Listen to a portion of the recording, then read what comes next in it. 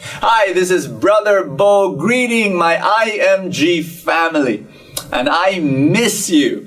And I should be there with you right now, but I'm in Australia. I'm preaching to the feasts in Sydney, Brisbane, and Melbourne. And so I miss you today, but I really wanted to speak to you. So I'm doing this video and I hope you listen well and I hope you open your heart to the message that I want to give to you, which I believe God wants to give to you. And it's a very simple message. I was preparing about this whole course on entrepreneurship. And then it shocked me when I realized something. It just blew my mind. A light bulb came as I was reading the life of Jesus, and I said, wow, I never thought of it that way, that Jesus was a businessman.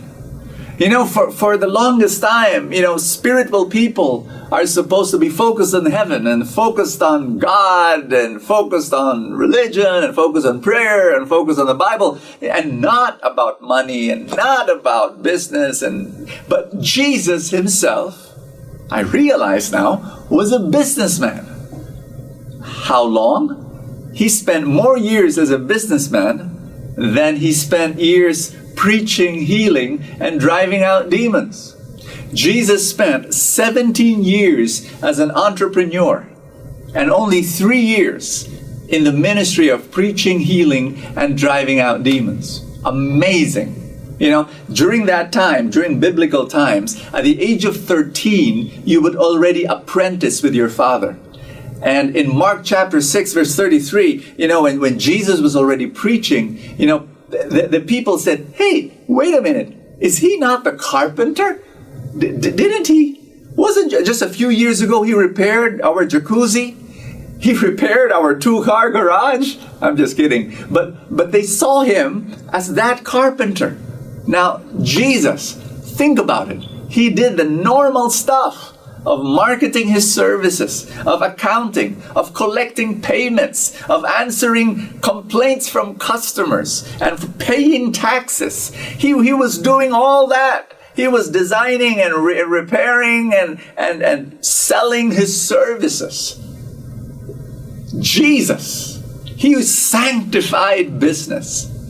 So my point to you is this. IMG family, I want you to be happy that God has blessed you with your business. Your service, your product is the financial freedom, financial well-being of your customer. That's what you want. That's what you're selling. And you go out there with pride. You go out there with joy. There's nothing to be ashamed of a business. This is your business. And I pray that God prosper you. The other thing I want to share with you is this. In a business, there are ups and there are downs. And I'm sure that you've gone through your downs. And the way I want you to look at your downs, I want to change your perspective. King David, before he became king, he was a young man who fought Goliath. And before he fought Goliath, he was but a shepherd. He was a lowly shepherd. Today when you say shepherd, you got this nice, cute, wonderful, nostalgic picture of a guy with broad shoulders who looks like Brad Pitt, carrying a lamb over his shoulder.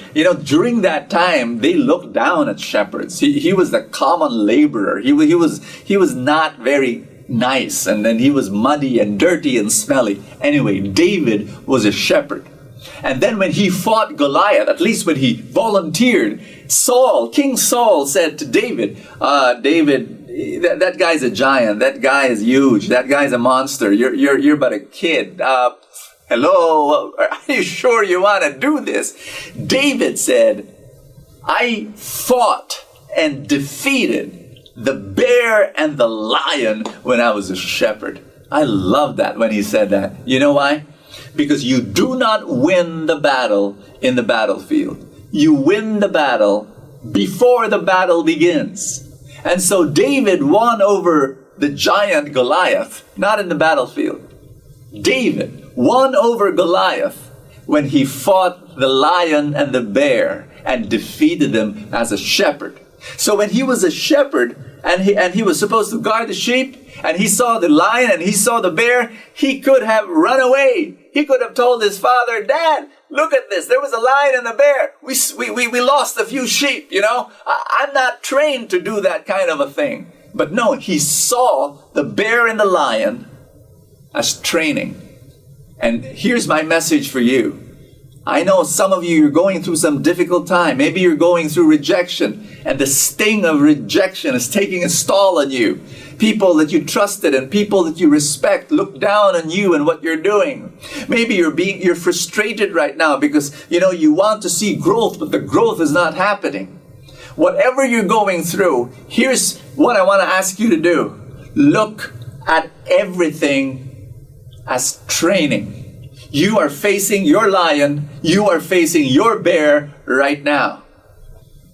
And hey, if you see this as training and you endure and you persevere and you don't give up, it is training you. What?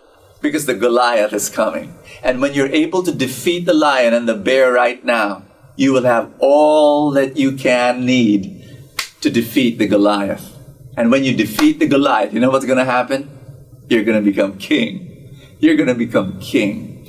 Always choose growth over money. And I love saying that. It's a spiritual principle that I live by, and I've been sharing it to people. Because if you choose growth, the money will follow. But if you choose money, the growth will not follow. Make that as a personal mantra, a spiritual principle in your life. Always make that decision. Grow in your personal life. Grow in your intellectual life. Grow in your relational life. Grow in your spiritual life. Grow in your personal spiritual life. Because when you do and you choose growth, the money will follow. See everything as training, because bigger things are going to happen in your life. God's abundance will flow in you like a river. That's my prayer for you. Thank you so much that I'm part of the IMG family, and I greet you with all love and prayer. May more of His love flow in your life. This is Brother Bo Sanchez saying, live a fantastic life.